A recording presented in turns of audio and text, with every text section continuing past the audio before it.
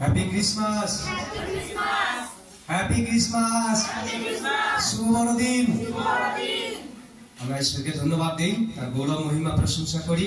আজকে সেই দিন, বড়দিন, যে দিন সারা বিশ্ব, সারা পৃথিবী আজকের এই দিন উদযাপন করছে।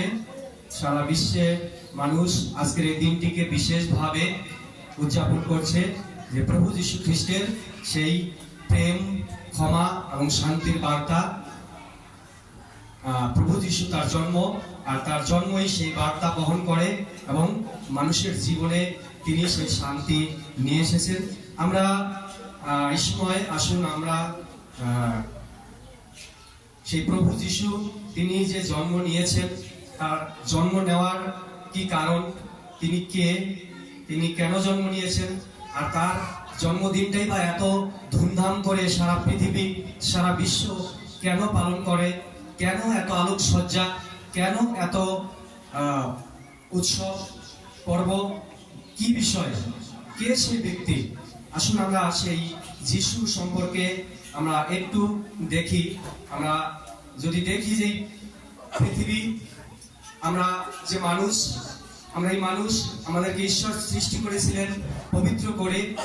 তিনি আমাদের পবিত্র করে তার গুণাবলী বৈশিষ্ট্য দিয়ে তিনি আমাদেরকে সৃষ্টি করেছিলেন। কিন্তু পরবর্তীতে যদি আমরা দেখি যে সেই মানুষ, আমরা ঈশ্বর যেভাবে আমাদেরকে সৃষ্টি করেছিলেন, যেভাবে তিনি আমাদেরকে বানিয়েছিলেন, যে উদ্দেশ্য নিয়ে বানিয়েছিলেন, আমরা সেখানে নেই। আমরা সেখান থেকে আমরা সরে এসেছি। আমরা ঈশ্বরের অবাধ্য হয়ে, আমরা পাপে পতিত হয়ে, আমরা সেই ঈশ্বরের যেভাবে তিনি আমাদেরকে সৃষ্টি করেছিলেন, যে বৈশিষ্ট্য তিনি আমাদের মধ্যে দিয়েছিলেন, সেখান থেকে আমরা বিকৃত হয়ে গেছি, আমরা নষ্ট হয়ে গেছি। যেমন একটা বোতল, জলের বোতল যদি রাস্তার মধ্যে থাকে আর তার উপর দিয়ে যদি গাড়ি চলে যায়, আর সেই বোতলটা আমরা দেখতে পাই যে সেটা কি হয়, দুমড়ে যায়, মুচড়ে যায়, চ্যাপ্টা হয়ে যায়, কিন্তু সেটা কি থাকে, বোতলই থাকে। ঠিক তদ্রূপ আমরাও মানুষই রয়েছি, দেখতে মানুষ, কিন্তু সেই পাপে পতিত হওয়ার কারণে সেই পৃথিবীর প্রথম মানুষ, যাকে ঈশ্বর বানিয়েছিল মাটি দিয়ে, তাকে পবিত্র করে সেই আদমকে ঈশ্বর বানিয়েছিলেন, কিন্তু পরবর্তীতে ঈশ্বরের অবাধ্য হয়ে, ঈশ্বরের আজ্ঞাকে লঙ্ঘন করে, পাপে পতিত হয়ে বিকৃত হয়ে যায় সেই পৃথিবীর প্রথম নারী পুরুষ আদম হওয়া। আর সেই কারণে মানুষ, আমরা সেখান থেকে হয়ে হয়ে আজকে আমরা এই পৃথিবী ভরে গেছি, কিন্তু আমরা সেই পাপের দোষ নিয়েই আমরা জন্ম নেই। আর সেই যে অবস্থাটা আমাদের, সেটা হচ্ছে সেই একটা বোতল, যেরকম দুমড়ে গেছে, মুচড়ে গেছে, কিন্তু সেটা বোতলই রয়ে গেছে। কিন্তু সেটা যদি আবার সেটার মধ্যে হাওয়া দেওয়া হয় বা ভিতরে প্রেসার দিয়ে আবার যদি মেরামত করা হয়, আবার সেটা সেখানে ইউজ হবে, সেটাকে ব্যবহার করা যাবে, জল রাখা যাবে, আবার আগের অবস্থায় ফিরে আসবে। ঠিক ঈশ্বর সেই কাজটি করেছেন প্রভু যিশুর মাধ্যমে। প্রভু যিশুর মাধ্যমে ঈশ্বর সেই কাজটি করেছেন।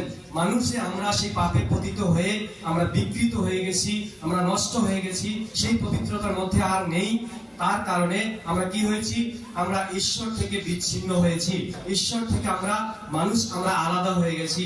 আর আমরা মাঝখানে একটা ওয়াল তৈরি হয়েছে, যার কারণে ঈশ্বরের সঙ্গে কোনো সম্পর্ক নেই। আর সেই কারণে মানুষ, আমরা ঈশ্বরের সঙ্গে সম্পর্ক না থাকার কারণে আমরা যেরকম মনে হয়, যেভাবে আমরা সেই ঈশ্বরকে আমরা বোঝার চেষ্টা করছি, ঈশ্বরকে পাওয়ার চেষ্টা করছি। আর আমাদের মধ্যে যে বিষয়গুলো চলে এসেছে, আমাদের মধ্যে সেই দুঃখ, ঘৃণা, অভিশাপ, সেই সমস্ত বিষয়, হিংসা, নিন্দা, এই সমস্ত বিষয় আমাদের মধ্যে চলে এসেছে, কিন্তু আমরা সেখানে থাকতে চাই না। আমরা সেখান থেকে প্রত্যেককে বেরিয়ে আসতে চাচ্ছি, আমরা সেই রাস্তা খুঁজছি।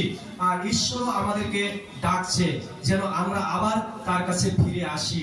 আর সেজন্য ঈশ্বর, তিনি আমাদের দিকে হাত বাড়িয়ে আছেন, আমরাও ঈশ্বরকে খুঁজছি। কিন্তু সেই ঈশ্বরের কাছে যা আছে, ঈশ্বর তিনি আবার ফিরিয়ে দিতে চান। সেটা হচ্ছে সুখ, সমৃদ্ধি, ধন সম্পত্তি, স্বাধীনতা, ভালোবাসা, পবিত্রতা, সার্বভৌমত্ব, বিশ্রাম, সহভাগিতা এবং অনন্ত জীবন। অনন্ত জীবন তিনি আমাদেরকে দিতে চান। সেই সমস্ত বিষয় ঈশ্বরের কাছে সবই রয়েছে। অ্যাকচুয়ালি আমাদের যা প্রয়োজন, অ্যাকচুয়ালি আমরা যা খুঁজছি, তার সবকিছু ঈশ্বরের কাছে রয়েছে। তিনি সেই সমস্ত আমাদেরকে দিতে চান। আর আমরা সেই ঈশ্বর থেকে বিচ্ছিন্ন হয়ে গেছি। সেই পাপের কারণে আমরা, সেই প্রলোভনের কারণে, অবিশ্বাসের কারণে আমরা পৃথক হয়েছি। আর সেই বিচ্ছিন্ন হওয়ার কারণে আমাদের রাস্তা নেই সেখানে যাওয়ার মতো। আর সেখানেই আর সেই যে দূরত্ব, সেই যে গ্যাপ, সেই যে পাপের যে ওয়াল, সেটা ভেঙে দেওয়ার জন্য, সেই দূরত্বটাকে আবার যোগাযোগ স্থাপন করার জন্য, ব্রিজ তৈরি করার জন্য, যেন আমরা ঈশ্বরের কাছে আবার পৌঁছাতে পারি। আর যে আমরা দূরত্বের মধ্যে রয়েছি, সেই দূরত্ব যেন আমাদের মধ্যে থেকে দূর হয়ে যায়, আমরা যেন সেই সম্পর্কে আবার সম্পর্কিত হতে পারি। তার জন্য সেই ঈশ্বর তিনি স্বর্গ থেকে তিনি দেখলেন যে মানব জাতিকে সেই বিনষ্টতার হাত থেকে, সেই বিকৃত হওয়ার অবস্থা থেকে আবার ফিরিয়ে আনতে হবে। কেননা মানুষ যে আমরা, আমাদেরকে তিনি অতি উত্তম করে সৃষ্টি করেছেন। বাচ্চারা কথা বলবে না একটু? বাচ্চারা একটু কথা বলবেন, একটু সাইলেন্ট হই, আমরা শোনার চেষ্টা করি, বোঝার চেষ্টা করি প্রভু যিশু কেন এসেছেন, তিনি কি করেছেন মানব জাতির জন্য, কেন তার জন্মদিন এত ধুমধাম করে পালন করা হয়। ঠিক আছে? তো সেই ঈশ্বর স্বর্গ থেকে তিনি দেখলেন যে এই মানুষ জাতি, তারা আমার সৃষ্টি, আমার হাতে তৈরি। আর তিনি দেখলেন যে এই বিনষ্টতার হাত থেকে রক্ষা করতে হবে। কেননা আমরা যদি স্কুলের আমরা কিছু ড্রয়িং করি বা কোনো হাতের কাজ করি বা কিছু আমরা যদি করি, সেটা যদি কেউ নষ্ট করে দেয়, আমাদের কেমন খারাপ লাগে। তো ঈশ্বর সমস্ত সৃষ্টির মধ্যে যা আছে পৃথিবীতে, সমস্ত সৃষ্টি ঈশ্বর করেছেন, তার মধ্যে যে মানুষ আমরা, আমাদেরকে স্পেশাল, অতি উত্তম করে আমাদেরকে সৃষ্টি করেছেন। মানুষ আমরা, আমাদের মধ্যে বিবেক, জ্ঞান, বুদ্ধি, বিবেচনা, আত্মা দিয়ে তিনি আমাদেরকে সৃষ্টি করেছেন। আর বাকি যত পশু পাখি রয়েছে তাদের মধ্যে প্রাণ রয়েছে, কিন্তু আত্মা নেই। মানুষ, আমাদের মধ্যে আত্মা রয়েছে। আমাদেরকে এইভাবে তিনি সৃষ্টি করেছেন যেন আমরা কি করি, সমস্ত পৃথিবী, সমস্ত সৃষ্টি তার গৌরব করছে, কিন্তু মানুষ যেন আমরা তার গৌরব বেশি করে করি, সেই কারণে তিনি আমাদেরকে সৃষ্টি করেছিলেন। কিন্তু আমরা দেখলাম কি, সেই আদম, সেই পৃথিবীর প্রথম মানুষ, সে পাপে পতিত হয়ে, বিচ্ছিন্ন হয়ে আমরা ঈশ্বর থেকে আলাদা। কিন্তু সেই স্বর্গে থেকে ঈশ্বর দেখলেন যে আমার সৃষ্টি, আমার হাতে তৈরি এত সুন্দর সৃষ্টি, আবার তাদেরকে ফিরিয়ে আনতে হবে। কেননা ঈশ্বর তিনি মহান ঈশ্বর, তিনি প্রেমিক ঈশ্বর, তিনি মহান ঈশ্বর। তার হৃদয়ে প্রেমে ভরা, কিন্তু অপরদিকে তিনি ন্যায়বান ঈশ্বর, ন্যায় বিচারক, ন্যায়বান পবিত্র ঈশ্বর। সেজন্য দুটি বিশেষ বৈশিষ্ট্য তার মধ্যে থাকার কারণে, যেহেতু আমরা পাপী, সেই পাপীর সন্তান আমরা পাপী, সেই পাপ থাকার কারণে তিনি আমাদেরকে কাছে নিতে পারেন না। আবার তিনি প্রেমের বৈশিষ্ট্য তার মধ্যে, প্রেমিক হওয়ার কারণে তিনি আমাদেরকে ফেলেও দিতে পারেন না। এই সমস্যা থেকে তিনি আমাদেরকে সমাধান দেওয়ার জন্য তিনি সেই স্বর্গ থেকে নেমে আসলেন মানুষ হয়ে, আমাদেরই মতো মানুষ হয়ে, আমাদেরই মতো রক্তে মাংসে মানুষ হয়ে তিনি এই পৃথিবীর মাটিতে তিনি নেমে এসেছিলেন। আজ থেকে 2025 সাল আগে যিশুর জন্ম, আর তার জন্মের থেকে, সেখান থেকেই ক্যালেন্ডার দিন গণনা শুরু হয়েছে। আর আমরা দেখি যে তিনি জন্ম নিয়েছেন এই কারণে, যেন সেই যে আমরা ঈশ্বর থেকে যে পৃথক হয়েছি, আমরা বিকৃত হয়েছি, সেই বিকৃত হওয়া অবস্থা থেকে আবার ফিরিয়ে আনার জন্য তিনি প্রভু যিশুর নাম নিয়ে তিনি এই পৃথিবীর মাটিতে কুমারীর গর্ভে জন্ম নিয়ে তিনি এসেছিলেন। আর তার জন্মের বিষয়ে আমরা যিশুর জন্মের হাজার বছর আগে থেকেও আমরা দেখি শাস্ত্রে, বাইবেল শাস্ত্রে তিনি যে প্রতিজ্ঞাত মসিহা, উদ্ধারকর্তা, তার বিষয়ে ভবিষ্যবাণী করা রয়েছে। আর যা কিছু লেখা ছিল সমস্ত কিছু সেইভাবেই ঘটেছে। আর যিশু তিনি কুমারীর গর্ভে জন্ম নেন, তিনি আসেন, আর তিনি যে কাজটি আমাদের জন্য করেছেন, তিনি এই পৃথিবীতে মানুষ হয়ে জন্ম নিয়ে, আমাদের মতো মানুষ হয়ে এসে তিনি নিজেকে নম্র করে, নিজেকে খাটো করে, নিজেকে অবনত করে তিনি আমাদের পাপের প্রায়শ্চিত্তের কাজটি করে দিয়েছেন। কিভাবে? ক্রুশের উপরে তিনি তার রক্ত দিয়ে, তার জীবন দিয়ে, তার প্রাণ দিয়ে আমাদের সমগ্র মানব জাতির জন্য, কোনো জাতির জন্য নয়, কোনো ভাষাভাষী মানুষের জন্য নয়, সমগ্র বিশ্ব ব্রহ্মাণ্ডের সমস্ত মানব জাতির জন্য তিনি সেই পাপের প্রায়শ্চিত্তের কাজটি করে দিলেন। তিনি বলি হয়ে, তিনি নিজে বলি হয়ে ক্রুশে রক্ত দিয়ে, প্রাণ দিয়ে, জীবন দিয়ে সেই কাজটি তিনি ক্রুশের উপরে করে দিয়েছেন। অর্থাৎ মানব জাতির পাপের প্রায়শ্চিত্তের কাজ করে তিনি আমাদের ঈশ্বরের সঙ্গে সেই সম্পর্ক আবার জুড়ে দিয়েছেন। আর তিনি নিজে ব্রিজ হয়েছেন, সেই ব্রিজের মাধ্যমে আমরা তার কাছে আমরা পৌঁছাতে পারি, আর আমরা সেই অনন্ত জীবনের নিশ্চয়তা পেতে পারি যে আমরা সেই যিশুকে যখন তিনি সেই কাজ যখন করে দিয়েছেন, আর যখন আমরা তাকে বিশ্বাস করি, বিশ্বাস করা, তাকে বিশ্বাস করার অর্থ হচ্ছে হৃদয় খুলে দেওয়া, হৃদয়ের দরজা খুলে দেওয়া, মনের দরজা খুলে দেওয়া, তাকে আহ্বান করা যে প্রভু যিশু তুমি আসো আমার হৃদয়ে, আমার হৃদয়ে তুমি থাকো, আর আমাকে তুমি উদ্ধার দাও, মুক্তি দাও, পরিত্রাণ দাও, কেননা আমি পাপী। আর যখন আমরা এই বিশ্বাসে যে কেউ হতে পারি, সে যে কেউ যদি তাকে বিশ্বাস করে সে বিনষ্ট না হয় কিন্তু অনন্ত জীবন পায়, এটা শাস্ত্রে, বাইবেল শাস্ত্রে এটা অঙ্গীকার করা রয়েছে। আর তাই আমরা যদি তাকে বিশ্বাস করি আমরা অনন্ত জীবন আমরা পাই।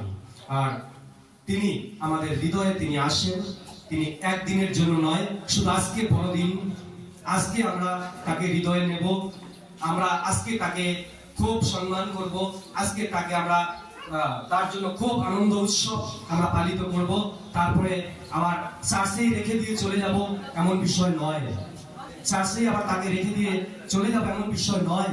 যিশু আপনার হৃদয়ে থাকতে চান, আপনার হৃদয় তার ঘর, তার মন্দির, আপনার হৃদয়, আপনার মন, আপনার হৃদয় তার বাসস্থান, অনন্তকালের জন্য, প্রতিদিনের জন্য, প্রতিটি সেকেন্ডের জন্য, প্রতিটি মিনিটের জন্য তিনি সর্বদা সব সময় আপনার সঙ্গে তিনি থাকতে চান, আপনার হৃদয়ে তিনি থাকতে চান। আপনার হৃদয়ে আপনি তাকে সেই জায়গা, সেই সিট, সেখানে একটাই সিট রয়েছে, সেই সিট কাকে বসিয়ে রাখবেন সেটা আপনার ডিসিশন, আপনি সিদ্ধান্ত নেবেন। সেই হৃদয়ে, সেই জায়গায়, সেই আসনে তাকে কি আপনি মালিক বানাবেন, তাকে কি আপনি প্রভু বানাবেন, তাকে কি আপনি আপনার জীবনের উদ্ধারকর্তা, মুক্তিদাতা বলে আপনি স্বীকার করবেন, তাকে কি সেই আসন দেবেন, অর্থাৎ আপনার জীবনের দায় দায়িত্ব ভার কর্তৃত্ব তাকে কি অর্পণ করবেন, সেটা সম্পূর্ণ আমাদের নিজেদের ডিসিশন। আমরা হৃদয়ে তাকে জায়গা দেই, আর আমরা আসি সেই যিশুকে আমরা বলি, আমাদের জীবনের ভারকে দেই, আর তার জন্মের যে বিশেষ বার্তা, যে ক্ষমা, প্রেম, শান্তি, আর এই অবস্থায় তিনি আমাদেরকে দেখতে চায়। আর আমরা যদি তাকে আজকে হৃদয়ে তাকে গ্রহণ করি, এই সময়, এই মুহূর্তে আমরা সেই প্রেম এবং ক্ষমা এবং সেই শান্তি আমরা অনন্তকালের জন্য আমরা সেই ভোগ করবো। আসুন ঈশ্বর, আমরা সেই প্রভু যিশুর কাছে আমরা প্রার্থনা করি যেন তিনি আমাদের হৃদয়ে আসে এবং সর্বদা সবসময়ের জন্য যেন আমরা তাকে হৃদয়ে রাখতে পারি, এবং তার কথা মতো, তার বাক্য অনুসারে যেন আমরা জীবনযাপন করতে পারি, এবং আমরা সেই ক্ষমা পাই এবং অন্যকে ক্ষমা দেই, এবং আমরা সেই শান্তি পাই এবং অন্যকেও সেই শান্তির বার্তা আমরা দেই। যেন আমরা ভেদাভেদ ছেড়ে, যেন আমরা হিংসা নিন্দা ছেড়ে, যেন আমরা বিদ্বেষ ছেড়ে, যেন আমরা এক ঐক্যের মধ্যে আসি, যেন একে অন্যকে ভালোবাসতে পারি, যেন সেই খ্রিস্টীয় প্রেমে আমরা একে অন্যকে প্রেম করতে পারি, ভালোবাসতে পারি, সেই নিঃস্বার্থ প্রেম যেন আমরা করতে পারি। আসুন আমরা প্রার্থনায় আসি, আমরা এই সময় প্রার্থনা করব, আমরা চোখ বন্ধ করি, আমরা প্রার্থনায় আসি। পবিত্র মঙ্গলময় পিতা, প্রভু তোমার মহানামের ধন্যবাদ, তোমার গৌরব, তোমার প্রশংসা করি প্রভু। আজকের এই বড়দিন ক্রিসমাস প্রভু, সারা বিশ্ব এই দিন যখন উদযাপন করছে, সেই ভ্রাতৃত্ব প্রেমের সেই বার্তা, সেই এক ঐক্যের বার্তা, সেই জাতি ধর্ম নির্বিশেষে সমস্ত মানুষের কে সেই প্রেমের বার্তা, শান্তির বার্তা, ক্ষমার বার্তা যে তোমার জন্ম সেটা বহন করে প্রভু। তুমি সেই জন্যই তুমি জন্ম নিয়েছিলে। আজ প্রভু সেই বড়দিন উদযাপনের মধ্য দিয়ে যেন সেই বার্তায় প্রতিটা মানুষের কাছে যেতে পারে এবং প্রতিটা মানুষ যেন তোমার আনন্দ শান্তি পেতে পারে প্রতিটা সেকেন্ডের জন্য, প্রতিটা মুহূর্তের জন্য, প্রতিদিনের জন্য। পিতা তুমি সেই সাহায্য তুমি করো, আশীর্বাদ করো প্রভু। আজকে প্রভু গো, যতজন প্রভু গো তোমার কাছে প্রভু গো সেই বিশেষ ভাবে এসেছে প্রার্থনার জন্য, সেই হৃদয় নিয়ে, সেই মন নিয়ে প্রতিটা হৃদয়ে তুমি প্রবেশ করো, প্রতিটা হৃদয়ে তুমি জন্ম নাও প্রভু, প্রতিটা হৃদয় প্রভু তুমি বসবাস করো অনন্তকালের জন্য। প্রত্যেক মানুষকে পিতা তুমি উদ্ধার মুক্তি পরিত্রাণ দাও, যেন পিতা প্রভু গো সেই পাপ ছেড়ে যেন পিতা সেই পবিত্রতার দিকে যেন প্রভু আমরা সকলে একসঙ্গে মিলে জীবনযাপন করতে পারি, যেন প্রভু আমরা এক ঐক্যে বাস করতে পারি। তুমি সেই সাহায্য তুমি করো, আশীর্বাদ করো, সকলের সঙ্গে সঙ্গে থাকো। এই প্রার্থনা ত্রাণকর্তা মুক্তিদাতা প্রভু যীশু খ্রিস্ট তোমার নামে চাই, আমিন। Thank you.